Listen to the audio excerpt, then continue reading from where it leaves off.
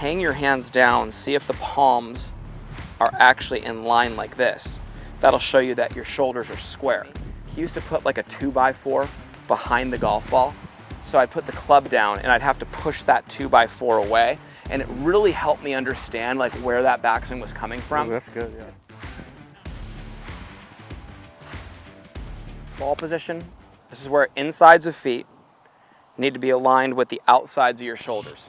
So it's gonna be significantly wider. Now, here's the thing, those feet, you know, your ball should be well off the lead shoulder there. So yeah, exactly, right there. My advice when you have a driver in hand, you always want your sternum to address the middle of your stance right here, and then move the club up to it.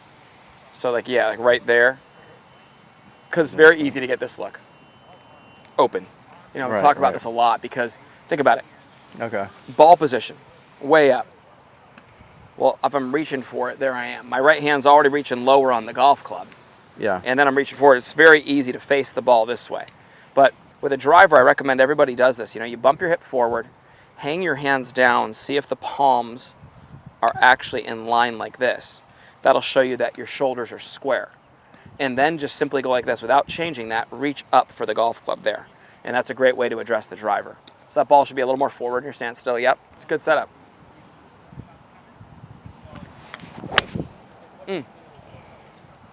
Just pounded it. Just got to get inside that ball a little more, right? Yeah.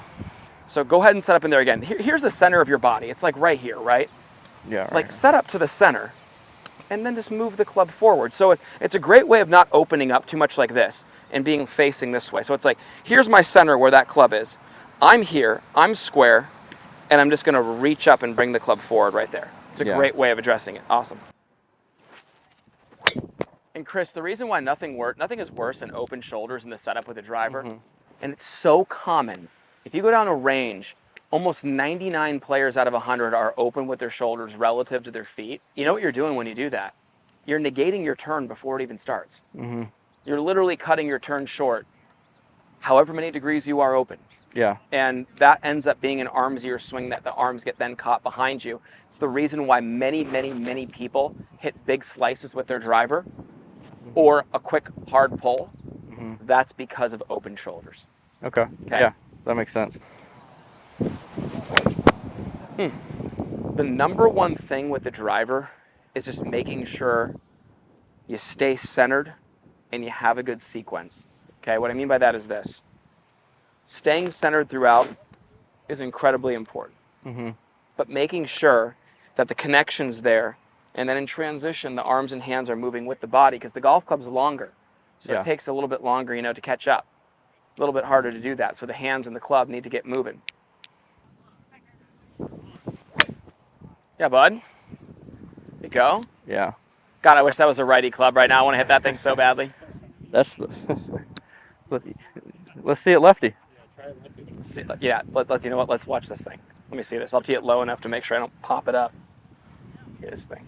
You can have Kevin teach you what to do. Yeah, right? Yeah. Oh my goodness gracious.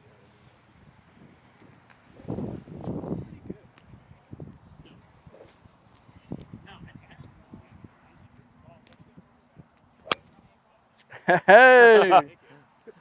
That wasn't too bad, huh? That's pretty good. Yeah, get You going. can be like the 75-year-old lady who's relearning her swing. Hey, come on. That was good. my first driver I think I ever hit lefty right there. Well, there we go. It was awesome. I think you have potential. Thanks, bud. On behalf of Mike and I both at Poor Zach Golf, we are so excited to announce that both of our complete game clinics at the end of July have sold out on the East Coast. With requests still coming in, we had to open up one more. July 29th and July 30th, accommodations at Foxwood Resort and Casino, golf at Lake of Isles in beautiful Stonyton, Connecticut. You guys, our clinics are awesome. We have a blast doing them. Get in on the action and sign up today. Woo!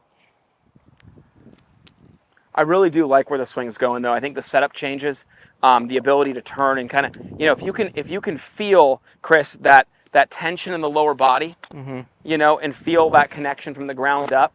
That's very important. You know, I think the biggest thing when I watched you earlier, your upper body was just way too far out in front of the ball. There was no build-up. It was very, what I call very spinny. It wasn't that big coil and load and then the explode part of it. that wasn't there. But you know what I like now is I think that you're going to feel that tension build more if you're patient and slow with it. Just don't get fast. That's the big key. Right. You know, be lead shoulder dominant. Feel the lead arm, lead shoulder, all moving at the exact same pace. Feel like when that lead shoulder is done turning, your arms and hands are done swinging. And if we have that paired up, you're going to have that connection. You're going to have that connection from the ground up, really, because it's that turn, as we talked about, that transfers that pressure right into that back foot. Well, if that arrives simultaneously as we're done turning and the arms and hands are done moving, we're now in a position to explode. Whew. Yeah. Yeah, right? It's easier with it's coming, dude. Load and explode.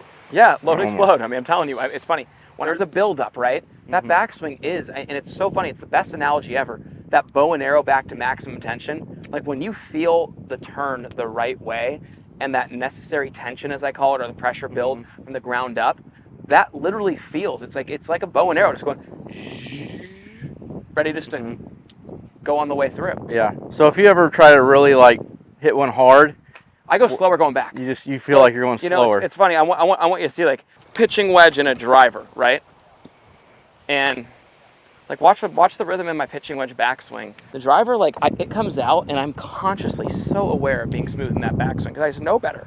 You know, the tendency is to get hit hard. Well, everybody wants to hit it hard with their backswing. You know, the pitching wedge. This is just a normal speed for me. I'm not even going to think about it. Here we go. Okay. Now, hit that good. Now here we go. For the driver, I'm going to go on the left side there. Like watch, I'm consciously slower going back.